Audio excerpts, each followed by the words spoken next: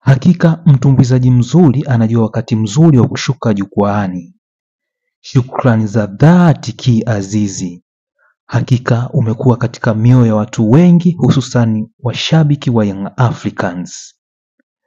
Katika mafanikio, katika mabonde na milima, katika nyakati zote umekuwa mbele kuibeba Young Africans. Utakumbukwa kwa furaha yako uwanjani, kuwa kiongozi uwanjani, kuinua mashabiki.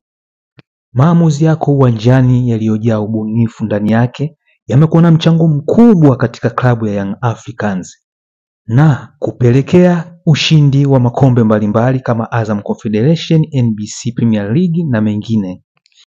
Mechi kati ya Young Africans dhidi ya Club Africain imekuwa mechi bora zaidi na kuwa katika listi ya muda wote. Dabi za Kariakoo pia na Mzizima umekuwa na mchango mkubwa katika michezo yote.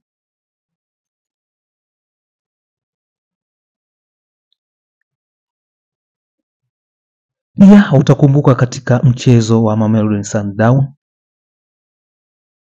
kwa kupata goli lenye utata ndani yake.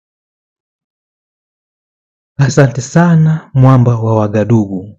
Hakika uko katika mioyo ya watu wengi wapenda soka nchini Tanzania na nje. Asante sana. Na haya ni maoni pamoja na barua ya wazi kutoka kwa wapenda mpira, hususan mashabiki wa Young Africans. Kwaheri Ki Stefano.